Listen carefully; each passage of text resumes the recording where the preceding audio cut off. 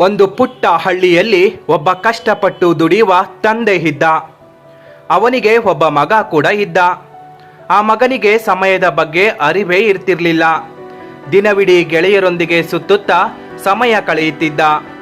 ಜೊತೆಗೆ ಇನ್ನೂ ಸಾಕಷ್ಟು ದಿನಗಳಿವೆ ಎಂದು ಹೇಳುತ್ತಾ ಸಮಯವನ್ನ ವ್ಯರ್ಥ ಮಾಡುತ್ತಿದ್ದ.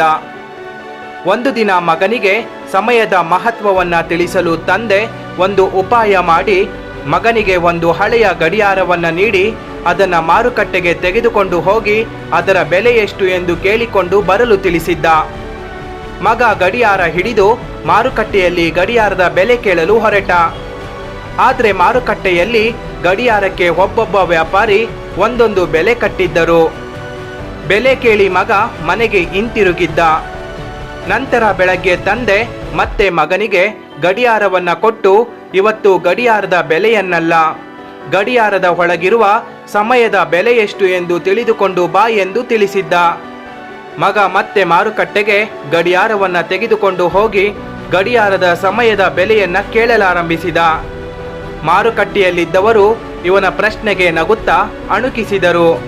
ಕೊನೆಗೆ ಗಡಿಯಾರ ರಿಪೇರಿ ಮಾಡುವ ವ್ಯಕ್ತಿಯ ಬಳಿ ಹೋಗಿ ಈ ಗಡಿಯಾರದ ಸಮಯದ ಬೆಲೆ ಎಷ್ಟು ಎಂದು ಕೇಳಿದ. ಅದಕ್ಕೆ ಆ ವ್ಯಕ್ತಿ ಹೀಗೆ ಉತ್ತರಿಸಿದ, ಗಡಿಯಾರಕ್ಕೆ ಒಂದು ಬೆಲೆ ಇರಬಹುದು, ಆದರೆ ಅದರ ಒಳಗಿರುವ ಸಮಯಕ್ಕೆ ಯಾವುದೇ ಬೆಲೆ ಕಟ್ಟಲು ಸಾಧ್ಯವಿಲ್ಲ ಎಂದು ಹೇಳಿದ. ಹಣವನ್ನ ಕಳೆದುಕೊಂಡರೆ ಮತ್ತೆ ಸಂಪಾದಿಸಬಹುದು, ಆದರೆ ಕಳೆದು ಹೋದ ಸಮಯವನ್ನ ಮತ್ತೆ ಮರಳಿ ಪಡೆಯಲು ಸಾಧ್ಯವಿಲ್ಲ ಎಂದು ಹೇಳಿದ ಆ ವ್ಯಕ್ತಿ. ಆ ವ್ಯಕ್ತಿಯ ಮಾತುಗಳು ಅವನ ಹೃದಯಕ್ಕೆ ನಾಟಿದವು. ಒಬ್ಬ ವ್ಯಕ್ತಿ ಯಶಸ್ವಿಯಾಗುತ್ತಾನೋ ಅಥವಾ ಸೋಲುತ್ತಾನೋ ಎಂಬುದು ಅವನಲ್ಲಿರುವ ಪ್ರತಿಭೆಯ ಮೇಲೆ ನಿರ್ಧಾರವಾಗುವುದಿಲ್ಲ. ಬದಲಾಗಿ ತನಗೆ ಸಿಕ್ಕ 24 ಗಂಟೆಗಳನ್ನು ಹೇಗೆ ಬಳಸಿಕೊಳ್ಳುತ್ತಾನೆ ಎಂಬುದರ ಮೇಲೆ ನಿರ್ಧಾರವಾಗುತ್ತದೆ ಎಂದು ಅವನು ಅರ್ಥ ಮಾಡಿಕೊಂಡ.